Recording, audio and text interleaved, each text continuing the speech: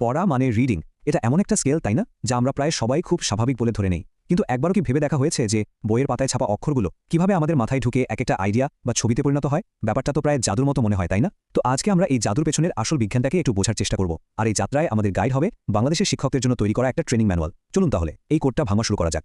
আচ্ছা, শুরুতেই চলুন একটা কাজ করি। নিজেকে এমন একজনের জায়গায় বসিয়ে ভাবি যে এই প্রথমবার কোনো লেখার মুখোমুখি হয়েছে, মানে যে এখনও এই কোডটা ভাঙতেই শেখেনি। এই যে স্ক্রিনে একটা বাক্য দেখা যাচ্ছে, এটা কি পড়া সম্ভব? একটু চেষ্টা করে দেখা যাক তো। যদি কোরিয়ান ভাষা জানা না থাকে তাহলে এটা পড়া প্রায় অসম্ভব, তাই না? আমাদের কাছে এগুলো তো স্রেফ কতগুলো আঁকিবুকি, কিছু বিমূর্ত দাগ আর নকশা ছাড়া আর কিছুই না। আর এই ট্রেনিং ম্যানুয়ালটা ঠিক এই পয়েন্টটাই তুলে ধরেছে যে একটা কি বা চাবি ছাড়া এই লেখাগুলো একদম অর্থহীন। লেখা জিনিসটা আসলে একটা গোপন সংকেতের মতোই। তাহলে প্রশ্ন হলো, সেই চাবিটা আসলে কি? পড়তে শেখা মানেই হচ্ছে এই কোডটাকে ডিকোড করা, তাই তো? আর এই ম্যানুয়ালটা আমাদের সেই কোড ভাঙার দুটো মূল ধাপের কথা বলছে। এই ম্যানুয়াল অনুযায়ী পড়া বা রিডিং আসলে দুটো ধাপের একটা প্রক্রিয়া। প্রথম ধাপটা হলো ডিকোডিং, সোজা কথায় চিহ্নগুলো চিনে শব্দটা উচ্চারণ করতে পারা, যেমন ধরুন ব আর ই দেখে বই বলতে পারা।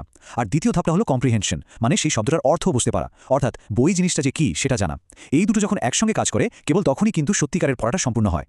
আর দেখুন, এই স্লাইডটা কি দারুণভাবে একজন পাঠকের দুটো যাত্রাকে তুলে ধরেছে। প্রথম যাত্রাটা হলো পড়তে শেখা। এটা হলো সেই একদম শুরুর কঠিন পর্যায়টা, যেখানে একটা ধ্বনির সাথে একটা বর্ণের সংযোগ ঘটানো হয়। এখানে কিন্তু প্রচুর পরিশ্রম আর সাহায্যের দরকার হয়। কিন্তু একবার এই পর্যায়টা পার হয়ে গেলে শুরু হয় আসল যাত্রাটা, পড়ে শেখা। আর এটাই তো চূড়ান্ত লক্ষ্য, তাই না? যখন লেখাটা হয়ে ওঠে জ্ঞানের ভাণ্ডার আর পাঠক হয়ে ওঠে একদম স্বাধীন। তাহলে চলুন এবার ওই প্রথম যাত্রাটার আরেকটু গভীরে যাওয়া যাক। সেই জাদুকরী মুহূর্তটার দিকে একটু নজর দিই, যখন একটা বিমূর্ত শব্দ বা ধ্বনি কাগজের ওপর একটা চিহ্নের সাথে জুড়ে যায়। এই ম্যানুয়ালটা পুরো প্রক্রিয়াটাকে 5টা মূল স্তম্ভে ভাগ করেছে। বলা যেতে পারে এটাই আমাদের আলোচনার রোডম্যাপ। এই 5টা জিনিস হলো ধ্বনি সচেতনতা, এরপর আসে বর্ণজ্ঞান, তারপর শব্দজ্ঞান, পঠন সাবলীলতা এবং সবশেষে বোধগম্যতা। আর এখানেই কিন্তু প্রথম চমকপ্রদ ব্যাপারটা লুকিয়ে আছে।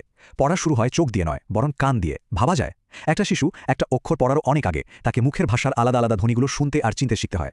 যেমন ধরুন কলা শব্দটা, এর মধ্যে যে ক, ল আর আ, এই 3টা আলাদা ধ্বনি আছে, এটা বুঝতে পারাটাই হলো ধ্বনি সচেতনতা বা ফনেমিক অ্যাওয়ারনেস। আর সবচেয়ে মজার ব্যাপার কি জানেন? এই ধ্বনিগুলো কিন্তু কোনো বিমূর্ত বা অ্যাবস্ট্র্যাক্ট ধারণা নয়। ম্যানুয়ালের এই ছবিটাই দেখুন না, এখানে যেমনটা দেখাচ্ছে প্রত্যেকটা ধ্বনি তৈরি হওয়াটা একটা শারীরিক ঘটনা, যা আমাদের ফুসফুস থেকে শুরু করে ঠোঁট পর্যন্ত পুরো বাকযন্ত্র ব্যবহার করে তৈরি হয়। এটা এমন একটা ব্যাপার যা একটা শিশু কোনো কিছু লেখার আগেই নিজে অনুভব করতে পারে এবং নিজে তৈরিও করতে পারে। তো ধ্বনিগুলো চেনার পরেই আসে দ্বিতীয় ধাপটা, আর সেটা হলো বর্ণজ্ঞান। এটাই সেই ইউরেকা মোমেন্ট, যখন একটা শিশু মুখে বলা ক ধ্বনির সাথে তার লিখিত রূপ, মানে এই ক অক্ষরটাকে মেলাতে পারে। কোড ভাঙার পথে এটাই কিন্তু প্রথম এবং সবচেয়ে বড় সাফল্য। অক্ষরগুলো একবার যখন পরিচিত হয়ে যায়, তখন আমরা পরের ধাপে এগোতে পারি, পড়ার আসল উদ্দেশ্যটা পূরণ করার দিকে। আর সেই উদ্দেশ্যটা হলো অর্থ তৈরি করা। ডিকোডিংয়ের এই শক্ত ভিত্তির উপর আরও 3টা স্তম্ভ তৈরি হয়। প্রথমে আসে শব্দজ্ঞান, মানে প্রত্যেকটা শব্দের অর্থ জানা।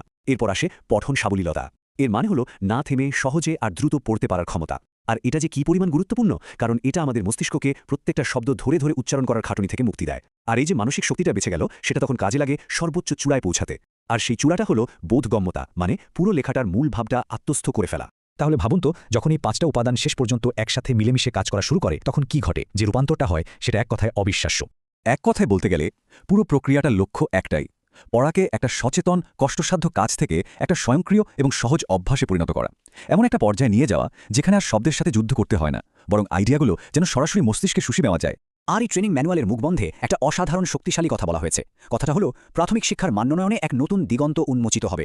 এই একটা বাক্যই কিন্তু পুরো ব্যাপারটা বুঝিয়ে দেয়। সঠিকভাবে পড়া শেখানো মানে শুধু আরেকটা দক্ষতা অর্জন করা নয়, এটা আসলে ভবিষ্যতের সমস্ত শিক্ষার দরজা খুলে দেওয়ার চাবিকাঠি। শেষে একটা প্রশ্নও রেখে যাওয়া যাক, পড়ার পেছনের এই যে জটিল বিজ্ঞান, এটা জানার পর শিক্ষা ব্যবস্থাকে দেখার দৃষ্টিভঙ্গি কি একটু হলেও বদলায়? সমাজ হিসাবে আমরা এই ফাউন্ডেশনাল বা ভিত্তি তৈরির প্রক্রিয়াটাকে কি যথেষ্ট গুরুত্ব দিচ্ছি? যে প্রক্রিয়াটা কি না জ্ঞানের বাকি সমস্ত দরজা